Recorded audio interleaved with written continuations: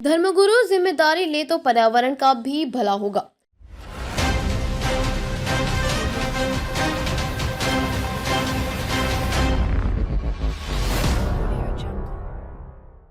महाकुंभ मेला पर्यावरण के लिए एक बड़ी चुनौती बन गया है, जहां करोड़ों तीर्थयात्री जुटे हैं। गंगा और यमुना के जलस्तर में गिरावट और कचरे के प्रबंधन की समस्याएं सामने आई हैं। आध्यात्मिक नेता टिकाऊ तरीकों दुनिया का सबसे बड़े धार्मिक जमावड़ा पर्यावरण के लिए भी एक बड़ी चुनौती है। हालांकि भारत के आध्यात्मिक नेता इस पर्व को पर्यावरण के अनुकूल बनाने की कोशिश में बड़ी भूमिका निभा सकते हैं। भारत की 140 करोड़ आबादी का करीब 1/3 हिस्सा महाकुंभ के मेले में अपनी हाजिरी दर्ज करा चुका है। करीब 6 हफ्ते का यह धार्मिक जमावड़ा उत्तर प्रदेश के प्रयागराज शहर में लगा। राज्य सरकार के मुताबिक इसमें शामिल होने वाले लोगों की संख्या सारे अनुमानों के पार चली गई है।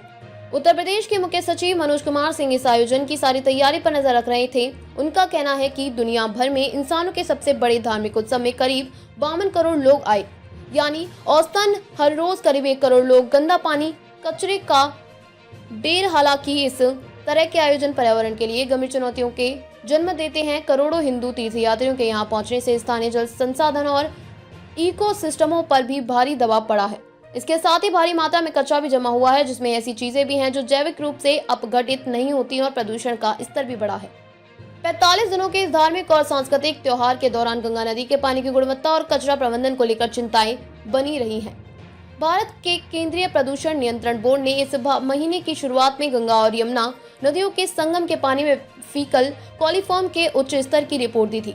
इसका मतलब है कि उस पानी में सीवेज की मात्रा मौजूद है। जगत गुरु कृपालु योग ट्रस्ट के आध्यात्मिक गुरु स्वामी मुकुंदानंद ने DW से कहा कि हमें प्रकृति को बचाने की जरूरत है, नहीं तो अगला कुंभ जब लगेगा तब गंगा या यमुना नहीं रहेगी।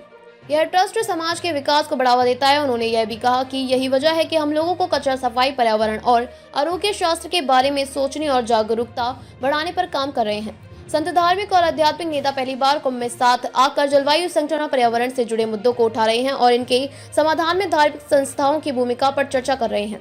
जलवायु के लिए काम करने को बढ़ावा देते धार्मिक नेता मुख्य सचिव मनोज कुमार सिंह ने ध्यान दिलाया कि आस्था से जुड़े संगठन टिकाऊ तरीकों को बढ़ावा देने की कोशिश कर रहे हैं।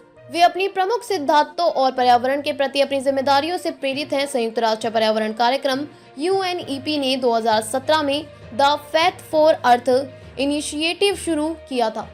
यह रणनीतिक रूप से आस्था से जुड़े संगठनों को सतत विकास लक्ष्यों और 2030 के एजेंडे को हासिल करने के लिए प्रयासों में शामिल करता है। इसी तरह इथियोपिया के ऑर्थोडॉक्स टेवाहेडो चर्च ने कई सदियों से जंगलों को बचाने में मदद देकर जैव विविधता का संरक्षण किया है। सिंह का कहना है कि हम लोग भी धर्मगुरुओं की मदद से लोगों को प्रकृति से जोड़ने की कोशिश कर रहे हैं। यह अभी शुरुआत है और बहुत कुछ किया जाना बाकी है। उन्होंने यह भी कहा कि अगर आस्था, धर्मगुरु, समाज और सरकार जुड़ जाए तो हम समाधान निकाल सकते हैं। बहुत से लोगों का मानना है कि आस्था के जरिए, शिक्षा और सक्रियता से धार्मिक नेता जलवायु के लिए किए जाने वाले कामों के अपने समुदायों में ताकतवर झंडा बरदार हो सकते हैं। भारत का जलवायु संगठन गहराया इंसानी गतिविधियों के कारण हो रहा जलवायु परिवर्तन पहले ही भारत में चरम मौसमी घटनाओं को जन्म दे रहा है। इसमें भयानक लू, बाढ़ और दूसरी आपदाएं शामिल हैं।